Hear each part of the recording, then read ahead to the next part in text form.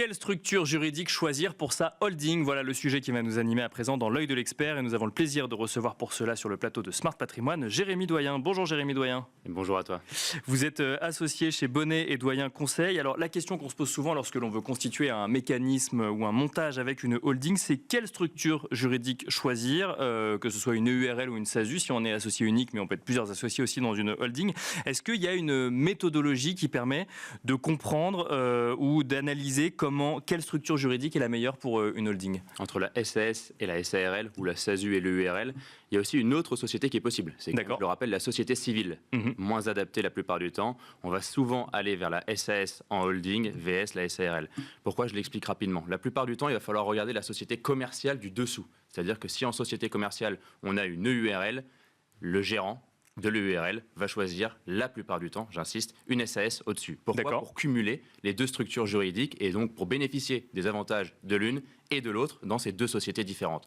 Car oui, la holding permet, au-delà du régime mère-fille et du réinvestissement des bénéfices, d'optimiser aussi sa rémunération. Donc la rémunération du dirigeant, on le sait, elle est différente en termes de charges sociales et de dividendes si on a une EURL ou une SAS. Donc cumuler les deux, c'est souvent ce que font la plupart des gérants ou des présidents, directeurs généraux. Par contre, j'insiste, on peut aussi mettre une SARL ou une EURL au-dessus si on a une SAS en dessous. Et oui, car du coup, on va aussi cumuler les deux, mais dans l'autre sens.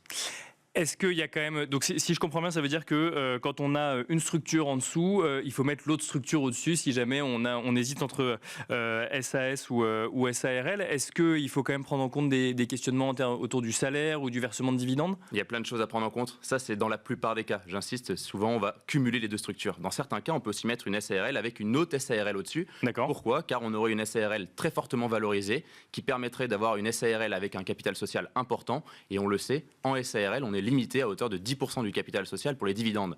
Mais si le capital social est à 3 millions d'euros, on peut se verser jusqu'à 300 000 euros de dividendes. Donc ça laisse la liberté aussi d'avoir une SARL au-dessus.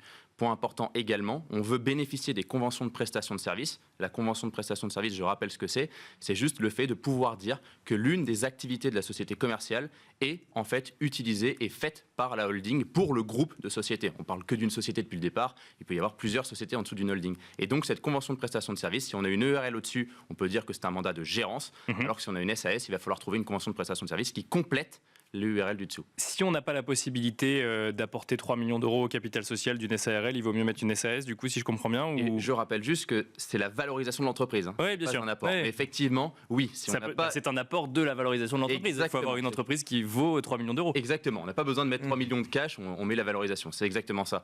Point important, oui, si on n'a pas une entreprise qui vaut 3 millions, et c'est la plupart des cas, la holding s'adapte très bien à un entrepreneur avec une société à 50 000 euros comme une société qui vaut 500 000 ou plusieurs millions. Ou un entrepreneur qui anticipe que sa société vaudra 3 millions d'euros, mais qui fait le montage un peu plus tôt. Exactement, et c'est même ce qu'il faudrait faire dans la plupart des cas, c'est-à-dire le faire en amont.